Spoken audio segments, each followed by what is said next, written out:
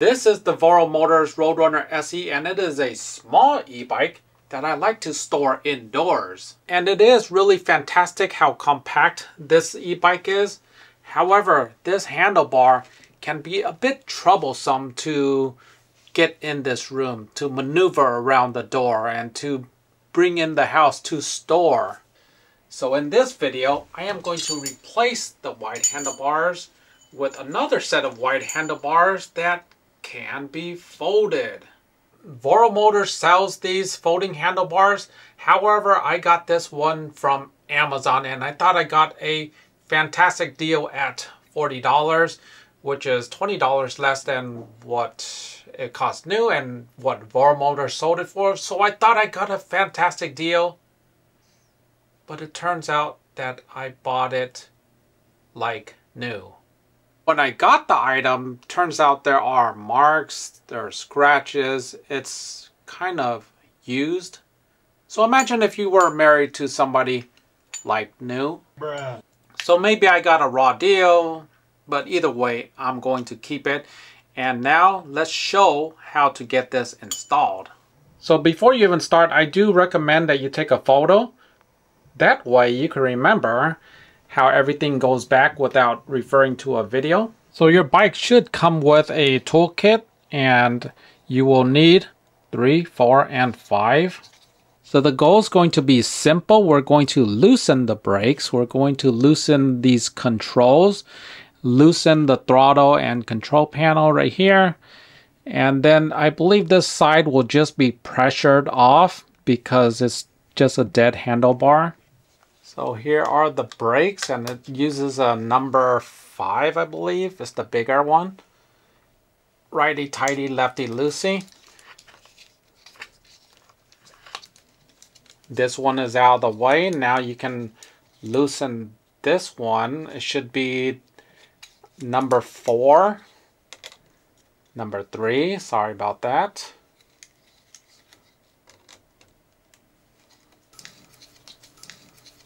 Onwards to this side, you'll see that there's a screw here for the throttle and this display. However, we'll have to remove the brakes first to even access the screw.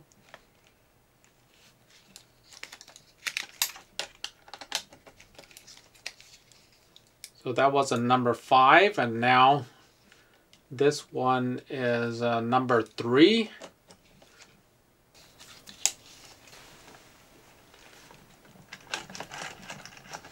Okay, you can just slide this off.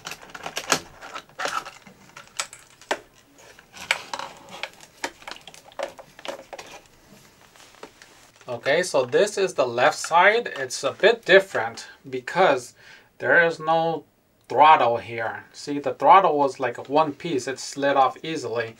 However, I'm going to pull these back and to reveal that there is nothing. There is no screw retainer, so this means that this side, the left side, is just retained by brute force. So you can use gloves or whatever to make your surface area a little bit larger. I'm just gonna hand pull it out.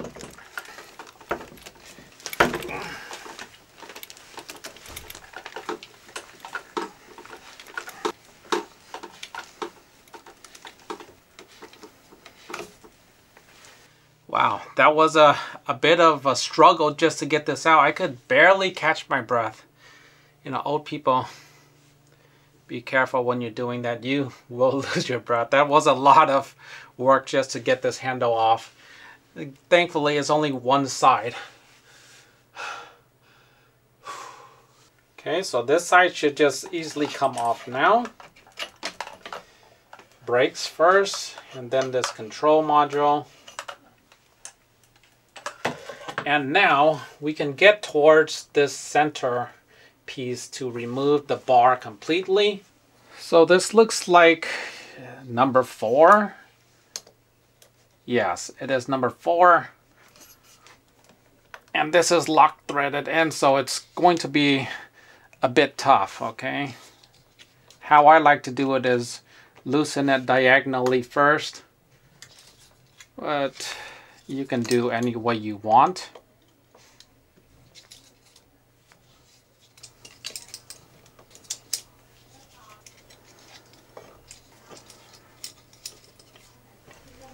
Okay, so you might notice that the diameters of this item and this item is slightly different. The folding handlebar comes with these metal pieces right here to make them thicker right here. And they have like little notches that notch into this folding handlebar thing right here so that it doesn't twist, okay? So make sure that you use this part of it. This is to adapt to larger sizes, or if you have like a smaller one then you don't need it, but for this purpose we're gonna need it. Okay, you see that it's too loose in here, you know. This thing is too narrow for this opening. You're going to need these adapters, and just match them where you can up to the ridges. Okay, there's ridges right here, and you can see that there's ridges down here, so you're going to make them match. That way there's no loosening action. So I can see already that it's going to be a bit of a challenge to get the screws on, but we'll get there.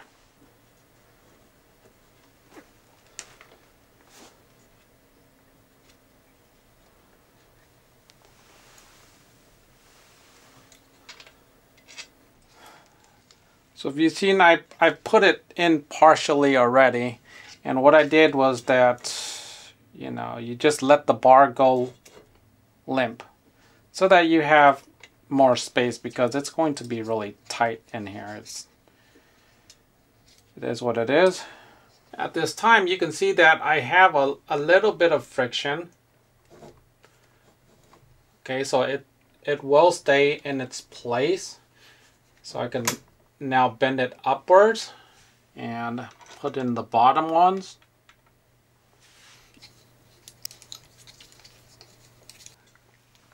Okay, before I do the final part, I'm just going to make sure that's centered, and I'm going to test the folding mechanism to see if it's where I like it to be.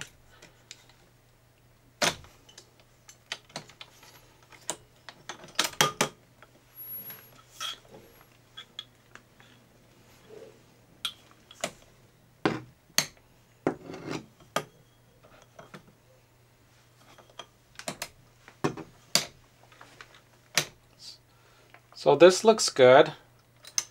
So what I'm going to do is I'm going to tighten the bottom first, because right now I have no access to the bottom. You see the bottom screws, they're blocked by this assembly right here. So what I'm going to do, I'm going to tilt it upwards, and I'm going to get the bottom sort of tight, because at the top you have access to this, but the bottom you're not going to have access. So you want them in this final position. It's going to be sort of tight, but the top is going to do the final bit of tightening. And when you're doing this, you try to make sure that the gap here they're equal on both sides, and that way there's not going to be any like over tightened single side. Everything is going to be tightened evenly. Okay, so now it's relatively tight. Just gonna bend it.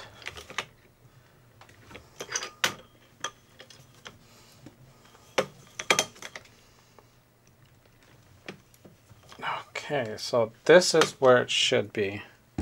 Okay, now there's space on top still that I can access these screws and tighten. So this is the final go at it. The final tightening is going to be done at the top.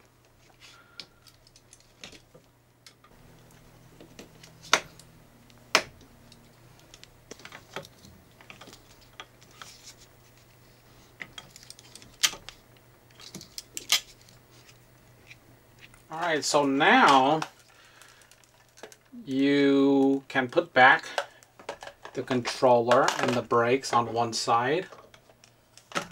So if I recall, it's going to be like this.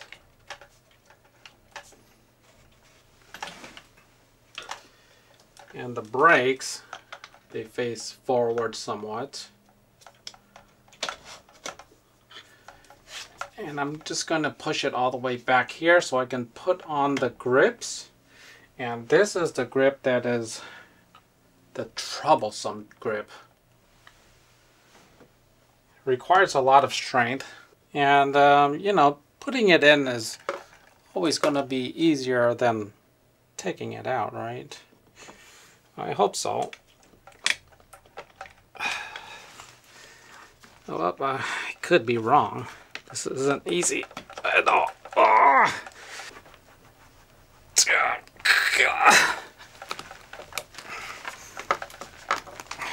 All right, it is about there. Now, these can go back into their place, and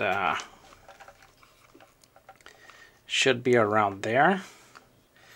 And actually can make some space so that I can have the strap mirror there. And you have to screw on the control first because the brake is in the way, so we're going to move the brakes out of the way. Number 3.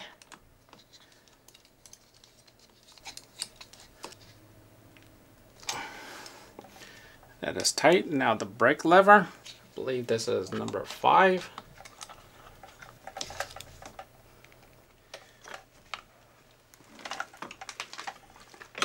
Having a look at it. Looks great. Now maybe the one thing that I could have done differently was to put these on first while everything was still loose, but even so, they look like they'll fit just fine. Here's this other side.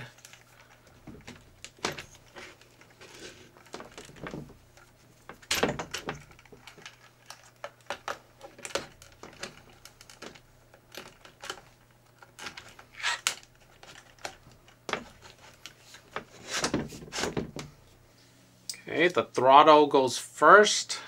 I believe that is number 3.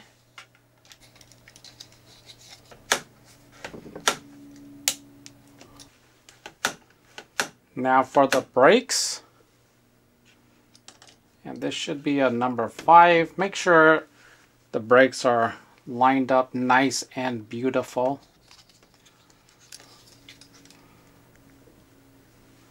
Alright, so the assembly is done. And let's see, it feels extremely rigid. There is no play at all here, so that's not something I'm worried about. And let's see it in action. Okay, so we're going to fix the mirror. This is where the mirror belongs. And let's have a look.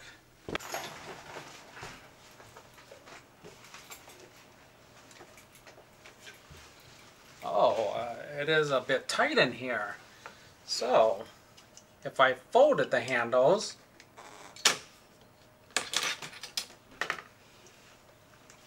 it goes through much easier.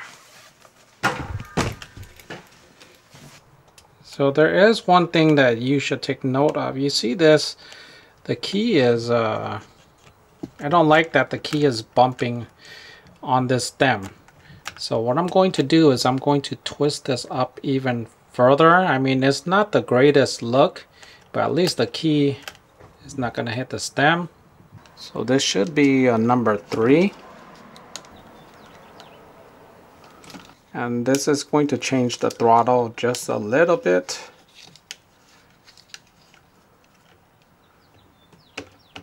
Right now, right there, I don't have to go all the way.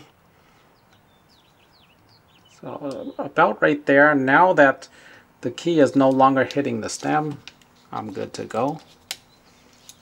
And it's probably not the most optimal position. You see, it's no longer hitting, and it's just hitting the bottom of this key barrel. However, when you're writing, you know, the LCD is slightly pointed upwards. And it's not in the optimal position, but at least I won't damage the key inadvertently. So that's it. Folding handlebars are complete. It did take a little bit of work. It wasn't too bad. And now you can get into narrow spaces. It's not an issue. And it's just a much more comfortable rig to carry around.